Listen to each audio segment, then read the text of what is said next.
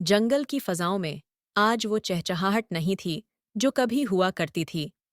सूरज एक आग उगलते हुए दियों की तरह आसमान पर विराजमान था, जिसकी तपिश ने सब्जे को राख और नदियों को रेत के ढीर में बदल दिया था। ये एक ऐसा कैश था जिसकी मिसाल जंगल के बूढ़े जानवरों को भी याद नहीं थी। दरख्तों के पत्ते झड़ चुके थे और जमीन में ऐसी दरारें पड़ गई थीं जैसे वो प्यास से चीख रही हो। शेर बादशाह, जो अपनी रयाया की इस हालत पर खून के आंसू रो रहा था, ने एक हंगामी मुशावरती कौंसिल बुलाई। ये कौंसिल जंगल के सबसे पुराने बरगद के दरख्त के नीचे मुनाकिद हुई, जहां अभी थोड़ी बहुत छांव बाकी थी। मेरे अजीज साथियों, आज हमारा वजूद खतरे में है। हमारी निदियां खुश्क हो चुकी हैं और खुराक के ज़खायर ख़त्म हो रहे हैं। अगर हमने जल्द ही कोई हल न निकाला तो ये अजीम जंगल सिर्फ तारीख की किताबों में रह जाएगा। मैंने सुना है कि दूर शमाल की बर्फ पोश पहाड़ियों के पीछे एक मुकद्दस वादी है, जहाँ का चश्मा कभी खुश्क नहीं होता, लेकिन वहाँ का रास्ता इंतहाई कठिन और जानलेवा है। बादशाह सलामत, आपने दुरुस्त फरमाया। मेरे पास ये कदीम नक्शा है जो मेरी नस्लों से मुंतकिल होता आ रहा है। ये नक्शा इस मुकद्दस वादी का रास्ता बताता है, मगर इसमें 5 बड़ी आजमाइशों का जिक्र है। खारदार सहरा, साए की गार, गूंजती खाई, फरीब का चश्मा और अकल का दरवाज़ा। इन आजमाइशों को पार करने के लिए हमें सिर्फ ताकत नहीं, बल्कि हिकमत और बेलूस मेहनत की जरूरत होगी। मैं तैयार हूं। मेरी ताकत इन चट्टानों को हटा देगी जो हमारे रास्ते में आएंगी। मैं अपने जिस्म पर पानी के मशकीज़े भी लाद सकता हूं ताकि हम रास्ते में प्यास से न मरें। और मैं इस मुहिम की हिफाजत करूंगा। मेरा तेज नाक और रात में देखने वाली आंखें हमें दुश्मनों से बचाएंगी। बादशाह सलामत। मैं एक मामूली जानवर हूँ, मगर मैं बोझ उठाने और तवील सफ़र करने का आदी हूँ। मैं तमाम औजार, बीज और ज़रूरी सामान अपनी पीठ पर लाद लूँगा ताकि जब हम वादी पहुँचें तो दोबारा ज़िंदगी का आगाज़ कर सकें। फैसला हो गया। हम कल सूरज निकलने से पहले रवाना होंगे। ये मुहिम हमारे जंगल की बका की मुहिम है। सफर का आगाज हुआ तो तपती रेत ने इनका इस्तकबाल किया। ये खारदार सहरा था, जहां की झाड़ियां लोहे की तरह सख्त और नुकीली थीं। लूमड़ी सबसे आगे थी, नक्शे के इशारों को समझते हुए रास्ता बना रही थी। सब मेरे पीछे रहें। जहाँ की रियत मुतहर्रिक है, एक गलत कदम और हम जमीन के अंदर धंस सकते हैं। ऐ सुस्त जानवर, तेज चलो। तुम्हारे वजन की वजह से हम सब सुस्त हो रहे हैं। अगर तुम न चल सके तो हम तुम्हें यहीं छोड़ देंगे।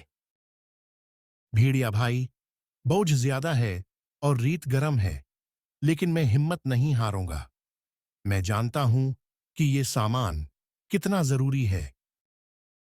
अचानक एक रितेला तूफान उठा। बसारत खत्म हो गई और सांस लेना मुश्किल हो गया। हाथी ने फूरन एक दायरा बनाया और अपने बड़े कानों को ढाल के तौर पर इस्तेमाल किया ताकि बाकी जानवर महफूज रह सकें। गधा घुटनों के बल बैठ गया, लेकिन इसने अपनी पीठ पर मौजूद सामान को रेत में दबने नहीं दिया। जब तूफान थमा तो सब सलामत थे, सिवाय भेड़िया के, जिसने अकेले भागने की कोशिश की थी और वो एक गहरे गड्ढे में फंस गया था। भेड़िया, घबराओ मत। मैं तुम्हें निकाल लेता हूं। लेकिन याद रखो, इस सफर में हम सब एक दूसरे के सहारे हैं।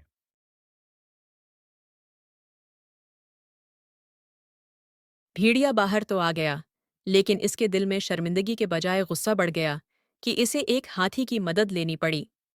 सोहरा पार करने के बाद वो एक बहुत बड़ी स्याह गार के दिहाने पर पहुंचे। ये साए की गार ही थी। इस गार की खुसूसियत ये थी कि जहां हर जानवर को अपने सबसे बड़े खौफ का सामना करना पड़ता था। खबरदार, इस गार में वही नजर आएगा जो तुम्हारे दिल के अंदर छिपा है। अपनी आंखें बंद रखें और सिर्फ एक दूसरे की आवाज पर भरोसा करें। गार के अंदर गहरा अंधेरा था।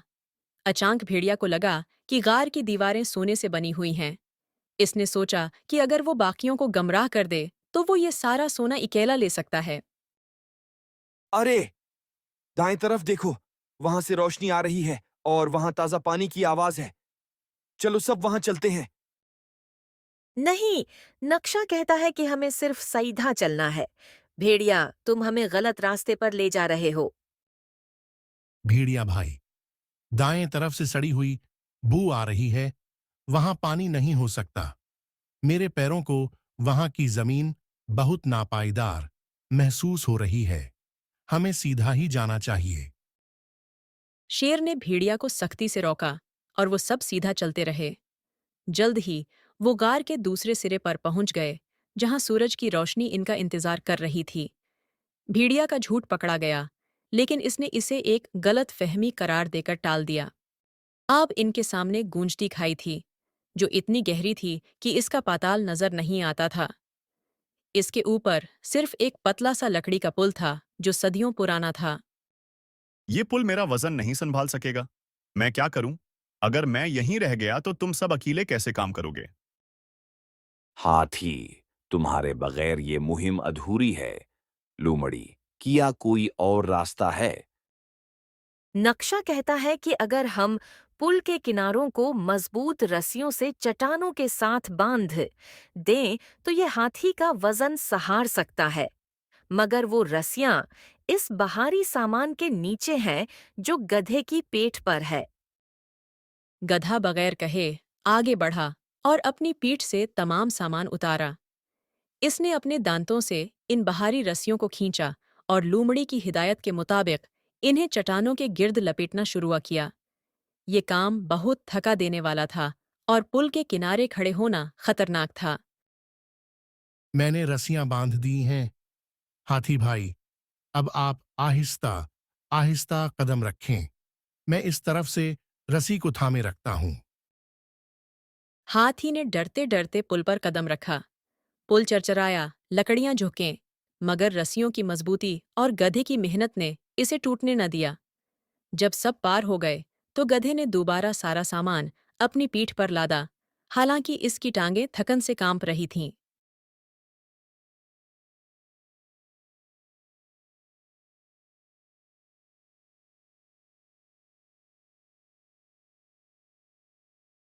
वो अब पहाड़ की चोटी के करीब थे, जहां एक खूबसूरत चश्मा बह रहा था। उसके अर्धगर्द हीरे और जवाहरात बिखरे हुए थे। ये फ्रेब का चश्मा था। देखो, मैंने कहा था, जहां खजाना है। अब हमें आगे जाने की क्या जरूरत है? हम यहीं रुक जाते हैं और अमीर बन जाते हैं। भेड़िया ने जैसे ही एक चमकता हुआ पत्थर उठाया, वो पत्थर एक जहरीले बिच्छू में बदल गया और पानी का रंग काला हो गया। नहीं बढ़िया, ये फरेब है। ये पानी पीने के काबिल नहीं और ये पत्थर सिर्फ मिट्टी है।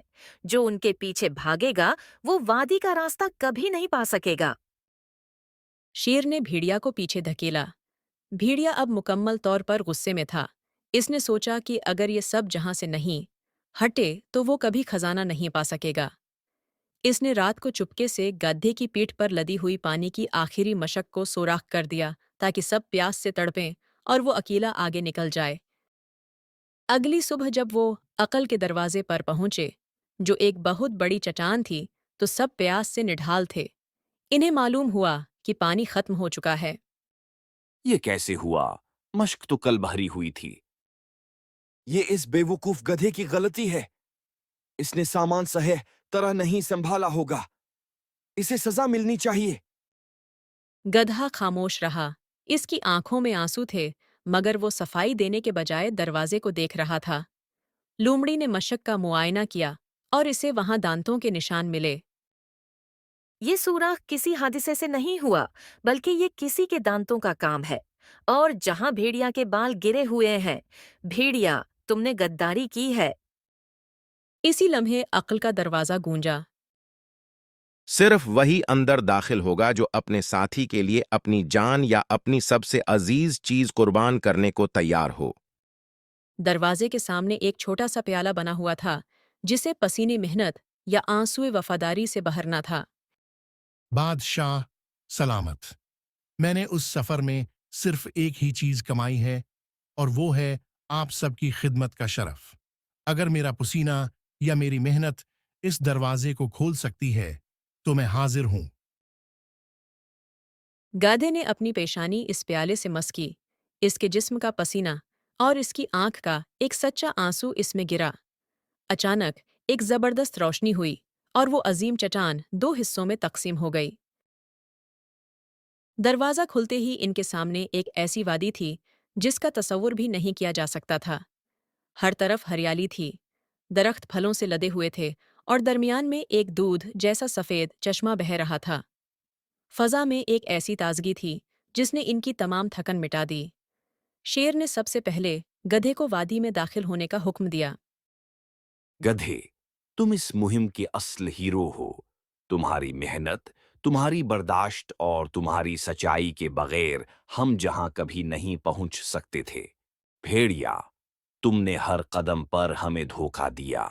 تم نے لالچ کو دوستی پر ترجیح دی اور اپنے ساتھی کی محنت کو سبوتاج کرنے کی کوشش کی۔ تمہاری سزا یہ ہے کہ تم اس وادی کے میٹھے پانی کو کبھی نہیں چکھ سکو گے۔ تمہیں اسی وقت جنگل سے نکالا جاتا ہے۔ بھیڑیا ذلیل و خوار ہو کر واپس تپتے ہوئے صحرا کی طرف بھاگ گیا، جہاں اس کے لیے نہ پانی تھا اور نہ ہی کوئی ساتھی۔ ہاتھی نے اپنی سونڈ سے وادی کے بیج اکٹھے کیے اور گدھے نے ان اوزاروں کی مدد سے، جو وہ اتنی دور سے لایا تھا، زمین کو تیار کیا۔ لومڑی نے پودے لگانے کی بہترین جگہیں بتائیں اور شیر نے اس بات کو یقینی بنایا کہ ہر جانور کو اس کا حق ملے۔ چند ہی مہینوں میں ان بیجوں اور وادی کے پانی کی بدولت پرانے جنگل میں بھی دوبارہ ہریالی آنے لگی۔ جانوروں نے ایک دوسرے کی مدد کرنا سیکھ لی۔ آج ہمارا جنگل دوبارہ زندہ ہو گیا ہے۔ ہم نے سیکھا ہے کہ طاقتور وہی ہے جو بوجھ اٹھاتا ہے اور عقل مند وہی ہے جو سچائی کا ساتھ دیتا ہے۔ شیر نے گدھے کو محافظ وادی کا لقب دیا اور اسے اپنے دربار میں سب سے اونچا مقام عطا کیا۔ لومڑی نے اس سفر کی کہانی کو پتھروں پر نقش کر دیا تاکہ آنے والی نسلیں یاد رکھیں کہ اتحاد اور محنت ہی ہر آفت کا علاج ہے۔